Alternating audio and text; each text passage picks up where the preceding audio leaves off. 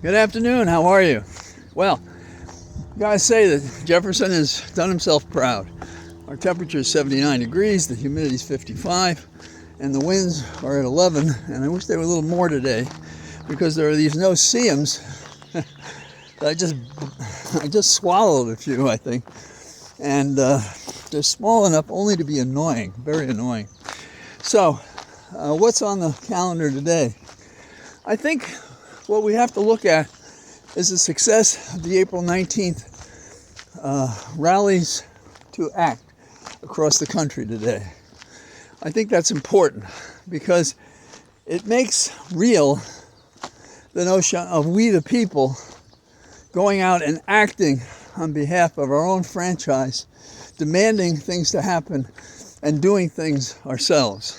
And you know, some of us may not be able to get to any of these demonstrations, but there are going to be more.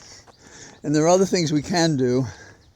And heightening our attention and those who observe it happening makes a difference, I believe, in the political atmosphere we now live. The action of this protest comes on a day in which at 1 a.m. the Supreme Court of the United States said to Trump, "Oh, no, you don't. You're not doing that shit. You're not transporting these people out of the country. I tell you, you may not do that." And they just signed a simple order that said that. And there were only two dissents, and they are the two that you might expect. None other than Alito and Thomas. And it's not that they have a thought in their head about why they should or shouldn't do what they're doing. It is that they are blank check for Trump, however evil the direction he gives them to do what they do. But the thing that I think inspires, motivates, makes us conscious that we have to do something is the plight of Garcia. And I've said this before, that in trials and political campaigns, and even personal life, there are magical moments that sum up everything else. And when we're fighting a war against Trump, who always wants to flood the airwaves with outrageous acts, when we get a focus on something that seems to tie it all together, I think that makes a difference. And the word is Garcia. We are accepting him for whomever he is because there was an order that said he should not go to El Salvador, and he's there. Number one. Number two, the government admits it was an error that he was picked up and sent there. The administration, if you can call Trump's gang of thieves that, the administration now attacks, as is Trump's normal pattern, Garcia and anybody who would support him. How could we have this person live in America? He uses his loud megaphone to tell us how terrible this person is. This from a felon who's done everything he can to violate the law in every direction, including since he was sworn in. So Garcia represents to us the everyman. That is, every person who is Hispanic, a person of color, stands outside the line of people tolerable by Trump, which almost is a universe of anybody who is not white and not male. Excuse me for touching my face all the time, but I'm trying to brush away these no-see-ums. So I don't know if they're going to win the battle today and cut me short. I think we should unleash them on Trump. I think that'd be better than having me experience it. So when people look at Garcia, what they see is themselves. And they also see a common man. And they see a man separated from his wife. And they fear that this most horrible of prisons that Trump has retained for purposes of willy-nilly washing people off the street and putting them down there they see that as an offense against fairness, against humanity, as an indignity, as a discrimination. And so we are more suspicious and feel that we must be shifting toward us when they feel they have to allow the senator from his state to meet with him, and that they have to put glasses on the table, the unsolicited high, to make it look like they were drinking, So they're having cocktails in El Salvador instead of glasses of water. And those were put there as props to see if they could use them some way to suggest, what's the big deal?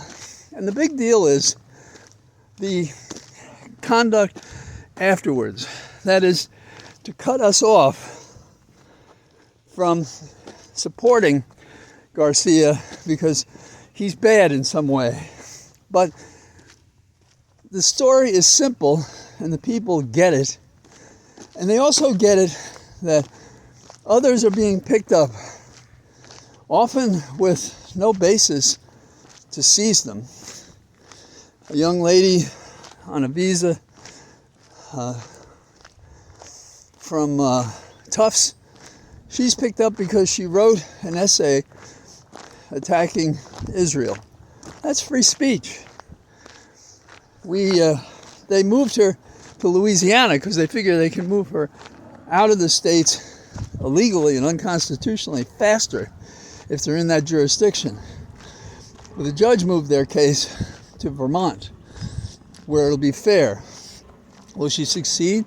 Based on the facts we know, she exercised a First Amendment right, though not a citizen, is extended to her as a person, and there's Supreme Court cases that say so. We had a couple come across the Canadian border. They were terrified, held in custody, no explanation.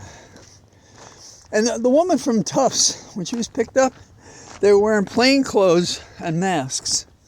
Now, some time ago I mentioned that it was wrong when they showed the pictures of the prison in El Salvador, and as they were shaving the heads of the prisoners to further reduce their dignity, to make them afraid, to make them do what they want, they wore masks. They wore masks because they know what they're doing is wrong, and they're just glad to take the money, and that's it. And so we have several people being picked up because there is not exercised the due process of law to determine that we have a person who did anything that justifies government action, arresting them, seizing them, deporting them, any of those things.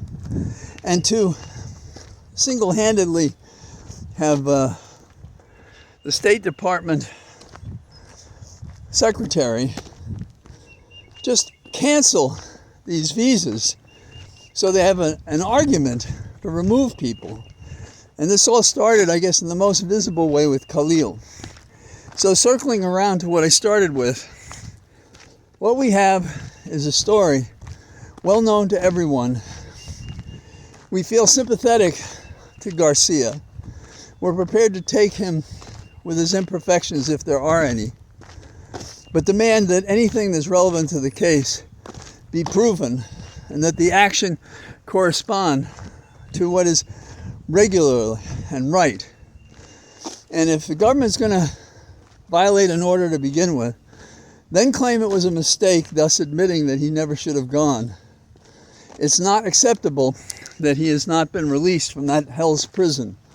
And whether he returns and stays in the United States or someplace else, this first question is his wrongful conduct.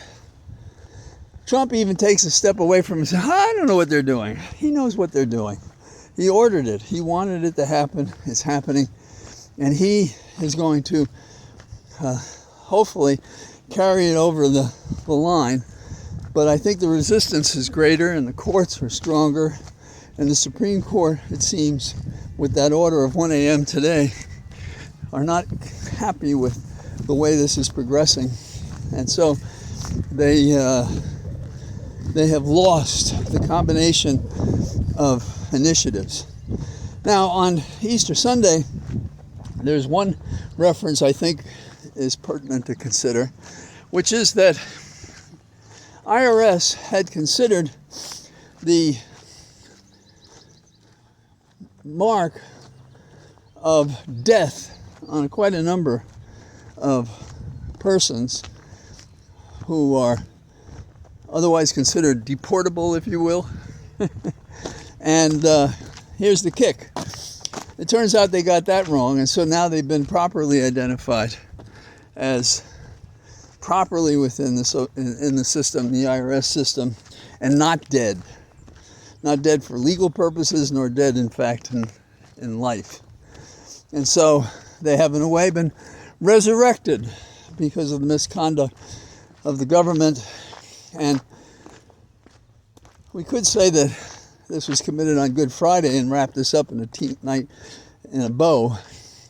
But what we're really talking about is a plethora of pain caused by the unjustified, illegal, unconstitutional actions of Trump. And when public figures can't figure out what to do, we must be at a point where we can say, well, we are not going to return you to a job you're not performing now.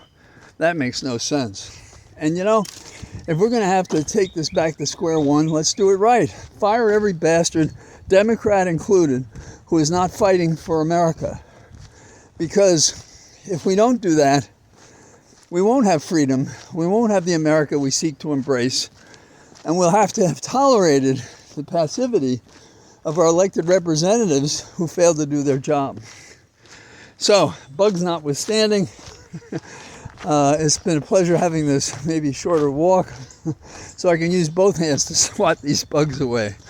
So until tomorrow, when I'll encase myself in a plastic suit, I say goodbye to you from our Cathedral of Trees. All the best. Bye-bye.